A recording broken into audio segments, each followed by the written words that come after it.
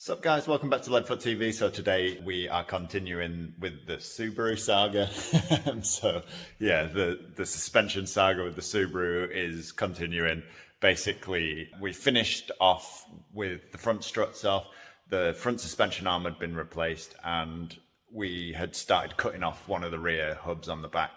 And I've basically just not had a lot of time to get down here, so I've come down here for the afternoon. I've only got a few hours. I can't really stay for too long, but we are going to try and get as much done as possible. And then so it's Friday today. On Sunday, Duncan's off, and then we're going to come down for the full day and try and polish off the rest of the job.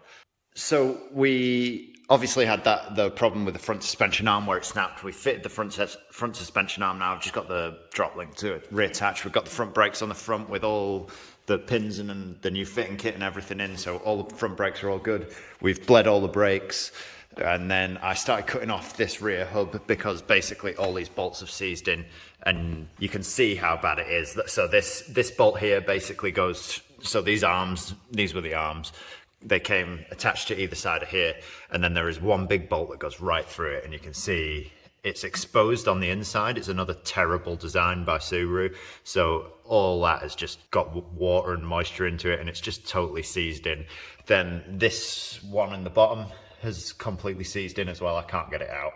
I've tried drilling through it and everything, but it's so stuck, and I just can't be bothered messing around with it. And then having issues with it and then having to sort it out anyway. So I just bit the bullet, and yesterday I drove to Bradford and got some second-hand hubs that were in much better condition. So I have a massive load of parts to go on. I'll show you them now. Big old bunch of parts. So we were planning on just changing this rear shock and the brakes, and then that would have been a set, but obviously it's not gone like that at all, because it's one of my cars. So once we had to cut this shock off, we realized the other one was probably going to be the same, and then I didn't want to just replace the arms on this side because it was much cheaper to buy a full set. So I thought, let's just do it properly, then we know we're not going to have any problems. So I've bought a full set of coilovers, a full set of adjustable arms. So we've gone for the HSD Monopro coilovers from Driftworks. I've also bought a fuel filter because I thought, while we're at it, we may as well do the fuel filter. These are the hubs that I drove to Bradford for yesterday. The guy I bought them off was super nice and helpful. So yeah, we've got a fresh set of hubs, and you can see there's no bolts seized in the holes or anything like that. So hopefully this is going to be much better to work with. And we've got a few goodies here from TGR Motorsport. They are actually for the Accord, so not for the Subaru, but we've got some quick release bumper fasteners for the Accord Type R, which are really, really cool. I can't wait to get them on. And some locking bonnet pins. They've also donated a set of washers for my 5K giveaway. So we've got the washers and a sticker to add to my 5K giveaway. So when we do the Subaru videos at the Nürburgring, I am going to be doing a giveaway for obviously hitting 5K subscribers. It's absolutely awesome. I honestly, when I started, I never thought I'd hit 5,000 subscribers. So I wanted to do something and give something back, and I have started putting together a little bit of a prize, and so that we can do a competition for 5K subscribers when we do the Nürburgring videos. So I've started gathering some cool Hot Wheels for the prize. We've got the Chevelle wagon, the Nissan Z prototype, we've got the Honda S2000, the S13, the AE86, and the Phoenix Yellow EK9 Type R. And TGR kindly donated some bits as well. So we've got the dress-up washer kit, we've got a sticker. I do have a few bits that I bought from Status Error that I'm going to add to it as well. I'll show them in the next video. And yeah, there will be a 5K giveaway, and I am gathering stuff. It'll be quite a big giveaway by the time I finish, hopefully. So yeah, keep an eye out for that. They will be the details for that will be in the videos when we do the Nürburgring trip. So make sure you check out the Nürburgring videos, and there is a chance to win all the stuff there. Yesterday I bought a couple of new Hot Wheels while I'm here. I thought I may as well show you. We've got a Porsche 911 GT3, and I've got the new Batmobile off the Batman, which is super cool because it's probably one of the coolest movie cars there's been for quite a long time. So yeah, got them to pin up on the Hot Wheels wall. Anyway, let's not get too distracted by Hot Wheels, as I always do. So, as well as all the suspension and the hubs, we've got the rear adjustable arms. So these are max speeding rods, adjustable arms, and it is literally everything off the back. So we've got the lateral arm, which is the arm that goes from the front to the back, and then the two links. So the links actually go from the inner ones. They're the ones that I've cut off. The back suspension setup is going to be all brand new. We're going to have adjustable arms and adjustable coilovers, so we'll be able to adjust everything on the car and get it perfect. It is actually booked in to go to Grinspeed Motorsport to get everything set up on the 3rd of August. So we need to crack on and make sure we get everything fitted before then, so that we can get a full decent suspension setup done on it. Obviously, we've got a full set of discs and pads. So the discs and pads are on the front already, and I have some fresh rear ones that are there. And I thought while we were at it, I'm going to be... there wasn't anything wrong with the ones that were on it, but I thought while we were at it, I may as well stick some new handbrake shoes on, because while it's off, I may as well just do it, because they weren't very expensive. So we got full set of handbrake shoes and the fitting kit, so all the new fittings. And then we have the important bit, because I have had to cut every single bolt off the back of the car. So we've got those big bolts that go right through the arm and the hub, and all the other bolts for the arms. So that is everything to get that on. We've got new set of wiper blades, because the wiper blades are absolutely horrendous on it. So I've had these in the boot for a while and just not bothered fitting them. And then finally, I bought this from TGR Motorsport, which is a tinted gold wide angle mirror, because I thought it'd be really useful on the Nürburgring. Obviously, you've got to keep an eye out on what's going on behind you as well as in front of you. So we've got this wide angle mirror. It's actually convex as well, so it does curve and it gives you a bit more of a view. And yeah, basically it's just a clip, and it just clips over your original mirror. So you don't have to modify your original mirror or anything. It literally just clips over the top, gives you a much wider angle. You can see, like, actually a lot more. I have had one of these in one of my previous cars from TGR Motorsport as well, and it does give you a much wider angle, and you can actually see out of your rear side windows as well, which is really useful when you're on track. So we've got that to get on. If you want to buy anything from TGR Motorsport, you can use the code LeadFoot TV, and I'll stick a link to their website in the description. They do some really cool stuff, and yeah, I've been happy with all the products I've bought off them. I've had loads of stuff. So we've got a few stickers with the HSD coilovers as well, and I bought this one from TGR. So I've been starting a little sticker collection on the doors, so let's get those stickers up on the wall while we're here.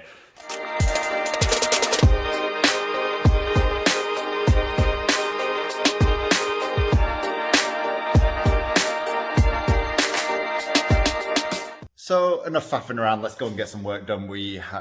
Let's start by finishing off this back suspension setup and try and cut the rest of it off so that we can clean it all up and start sticking all the new stuff back on. So on this side, I've already got most of the stuff off. I'm just going to finish off by cutting the nuts off these arms, because they're all just like rounded off. You can probably see there that they're literally round. There's nothing to grab hold of. So gonna cut the nuts off them, try and get the bolts out of the holes, and then try and split anything that we need off this so that we can move it onto the new hubs. And then the other side is still relatively in one piece, so we can start by doing this off, getting all this off. Dunk already dropped the front of the arm off, so the front's off. He's taken the drop link out, so we've literally just got to try and cut this strut off and cut the arms off and just clear everything out of the way so that we can just start again and stick all the new arms and the new suspension and everything back onto the car. So when you just thought things couldn't get any worse? I just thought, oh, while we're here, I'll quickly just clean this inner arch out. Yeah. So somebody's tried to repair this before with body filler. And obviously body filler doesn't repel water, it absorbs water. So it had nothing over the top of it really. It was just like a thin coat of black paint. So it's obviously absorbed all the water, and then it started to go rusty. I think it is a few layers thick, so it is pretty solid still. But obviously I don't want to leave it like that, and I would prefer to repair it at some point because I don't want a rusty old car. So what I'm going to do for now, obviously we're going to the Nürburgring in a month, so I don't want to be cutting stuff out and repairing it right now. But obviously I don't want to leave it like this either. So I'm just trying to get, you can see all the crap that's come off it already. Just kind of trying to sand as much down as I can with the grinder now. And then we will try and seal it all with some proper rust preventative paint and put some chip guard and some underseal over the top of it, just to try and prevent it from getting any worse. And then when I get back at some point, we will repair it properly. But yeah, it just seems to be like an endless pit of problems at the moment, so it's a bit soul destroying. But I will get it fixed. It just needs cutting out and redoing, but it is on, I think probably be able to undo the spot welds and take the top skin off. It looks like it's like 2 or 3 skins thick, so we can take the top skin off and maybe clean the underneath skin and put another skin on the inside. But I'll keep cleaning it. There's a possibility it could get worse, so I'm not going to speak too soon.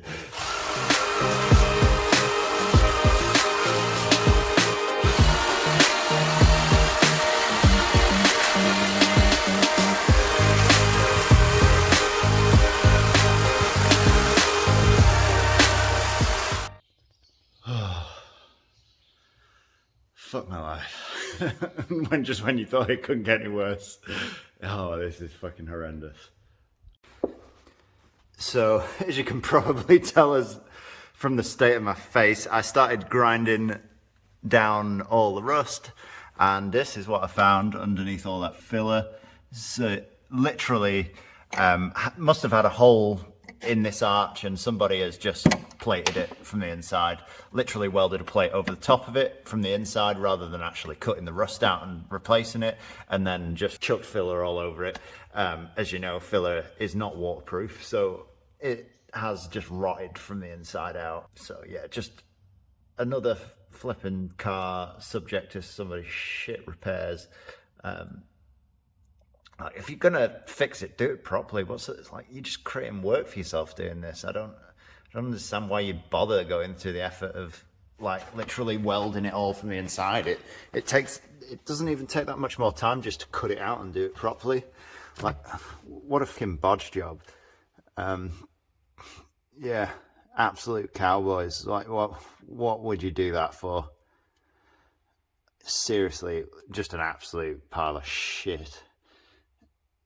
Like, it's a one, like, there's only 100 of these cars. Like, why are you bodging it together with filler? Look at the state of the welding on it as well.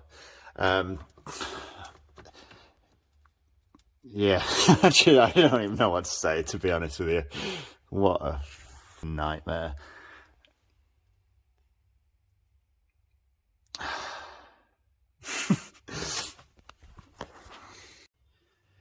Yeah, I don't even know what to say. I thought the MX-5 was bad, but this car is testing me now. I'm gonna fix it. This is not what I was expecting. So, man, I'm so tired anyway, and I just wanted to come here, put it all together, and just not worry about it. I'm on overtime for like the next 2 weeks, so I am doing 66-hour weeks, and I didn't want to have to come here as well and work on this, but it looks like I'm gonna have to. So yeah, it's gonna be a long ass 2 weeks ahead of me, I think. But I'm gonna cut that repair out, and sorry for the language, but there is no better, there's no polite way of putting all this. Hopefully we can still get the car ready in time so that we can take it to the Nürburgring. Dunk's just been on the phone, so said that we can take the GT86 if we have to. But I'm stubborn and I just want to do what I set out to do.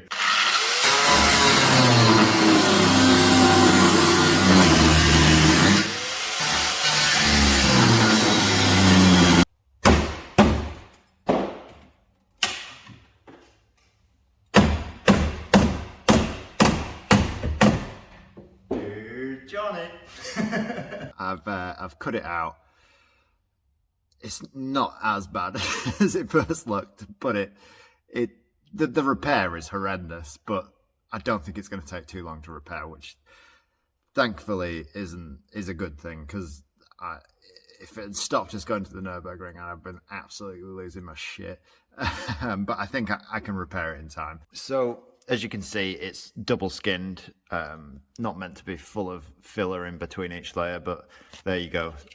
What's happened is the original strut tower is rotted. It's actually, so the inner piece is single skinned, and then it has another skin on the inside, and it's rotted through both skins, I think. And instead of repairing it properly, there was still like a general shape of the strut, so instead of repairing it properly, what they've done is got a piece of metal on the inside, just banged it over the top to shape it, and then just filled the rust hole from the other side with filler.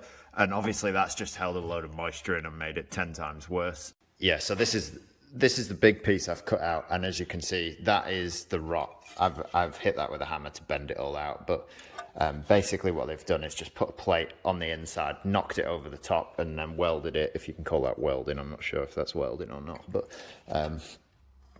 yeah, it's pretty horrific. Like, if you're going to repair it, just do it properly. It doesn't really take any more time, but yeah, it's just horrendous. You can see all the rot at the bottom there as well. Obviously there's been gaps everywhere, so it's just been getting through, and it was they didn't even knock the inner skin back to like mate it up with the bit they put in, and they literally just chuck filler on it and chuck filler down the sides. You can see it's like miles away from the actual piece. So yeah, just a horrific job. You'd be surprised how much like you see of this. A lot of people do this, and it's just like, if you can't do it, don't do it. Or like take the time to learn to do it properly, or send it to somebody that can do it properly, because doing shit like this is just gonna make it 10 times worse in the long run. It actually makes it worse than it started. So yeah, don't do that. We have an Evo in the other garage I'll show you quickly now, and that is pretty much the same thing.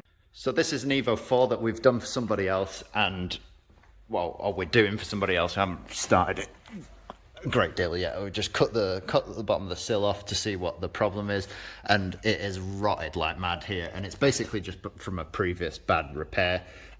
You can probably see this would normally be like nicely spot welded to the car, this whole like rigger bar thing here. I don't know what you call it, but yeah, you can see it's bad welding. There's gaps up the side of it, letting all the moisture in between, and all this had been badly repaired. So yeah, this definitely wouldn't have rotted all in here if it hadn't if it had been repaired properly the first time. So yeah, just keep an eye out for it. We also are doing Dan's car, and that has had a similar thing. So this is an EG Civic. We've just finished putting a sill on it, but the back arches had been done previously, and because somebody hasn't bothered taking the time to seal the outer panel to the inner one, all the moisture has just got in between because there's been no form of sealing, and basically it just allows moisture to get in between, and it's just completely rotted the inner arches on both sides because it hasn't been repaired properly. And yeah, it's just a really common thing, like bad welding repairs. There's a reason like why a lot of people like complain about the price of welding and stuff, and if you do it properly, it's really time consuming. It does take a lot of time. So it doesn't take a lot of time if you are doing what they've done on my Subaru, where they've just like whacked a panel over the top and then they blast a bit of weld around the side. It doesn't take a lot of time, but it also doesn't really help your car in any way at all, because it will rot. It will just continue to rot and get worse and worse. But when you cut it all out properly and seal it all and just make sure it's done to a decent level, it's time consuming. And like when people take the time to make sure it's sealed properly and welded properly, there's no holes in the welds, it is a lot more time consuming, but in the long run it'll save you a lot more money because you won't have to do it again. But yeah, kind of a little bit of a sales pitch, because I do this as a little bit of a side job. But yeah, if you are going to get your car welded, make sure you take it to somebody that knows what they're doing, is basically what I'm trying to say. So a little plug for Status Error in the middle of the video. Status Error is a car merchandise brand, and they do some cool stuff with like this R33 boat t-shirt, and the banners, they're all very like retro gaming kind of inspired. And yeah, just a really cool brand that I've loved for ages, and you can get 10% off by using code LeadFootTV at the checkout. I'll stick a link in the description down below with the website address, and yeah, you can get 10% off. These are actually the old banners. The newer ones are even cooler than this. They're really cool. We need to get some ordered up for the garage so that we can put a few more up. But yeah, back to the video. So I've made a plate for here. I'm going to put that in, and then we can try and make the rest of it. I will try to do it in the rest of it all in one piece. If not, I might have to split it in two and do one square to there, and then try and make this shape, because obviously it needs a bit of shaping and bending and stuff. So I will try and do it all in one piece, but if I can't, I might have to split it in two. But I'm going to get this piece in there, and then we've got a full edge up here to work to. Just makes it easier to bend like the angled shape.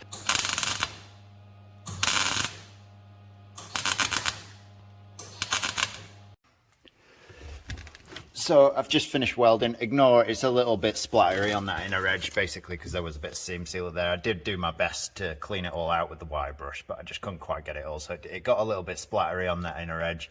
And then I blew a hole in it here.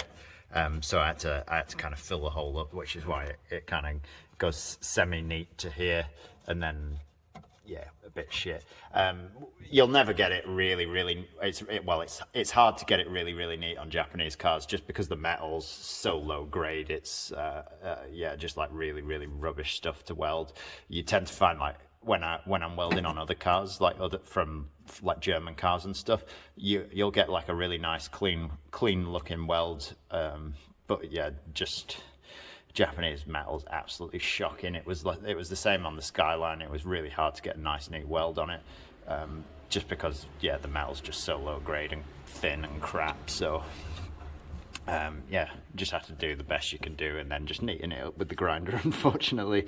So we've got that bit in, and then I think I'm gonna do the other bit in two pieces, just because I think I'll get a much nicer finish to it. I might have a go at getting it in one piece, but yeah, I'll either try and get it in one piece. If not, then I'll make a triangle here, bend it up, and then just make one big rectangle for the bottom, spot weld it to the inside of there, and then we can reinforce the inside with an extra skin.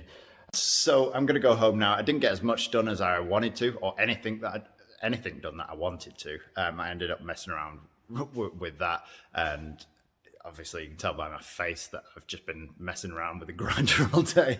I wanted to get a lot more done. I sat down for like half an hour, just basically because I was debating whether I should set the car on fire. So I didn't get any of the coilovers on any of the suspension arms. I didn't cut off the other side that I was hoping to do. But yeah, I've started on the welding. Once I get that out of the way, it kind of like takes a bit of pressure off. But it's Friday night tonight. Saturday is tomorrow. We're going to do the LeadFoot TV meet, so I haven't got any time to come down here because I'm hosting the meet. And then Sunday is kind of like although it's like a few weeks before we go to the Nürburgring, Sunday is like the last day that I have a full day to spend on the car. Other than that, I'm on 66-hour weeks for the next 2 weeks, which is not ideal. So I don't have a lot of time to come down here and do the car. So hopefully Sunday we'll get as much cracked off as possible. Definitely finish off all the welding on that back corner, and Dunk is off work as well. So hopefully while I'm pissing around with all the welding on the back, Dunk can make a start on putting the coilovers on, and hopefully remove the rest of the suspension arms on the back. But yeah, it's going absolutely terribly as always. So hopefully we can get it sorted, and Sunday we can polish most of it off so that I can just come after work and potter around for an hour or two and just tie up the final bits and pieces. So yeah, that's it for today. I'll catch you in the next one, and yeah, peace out.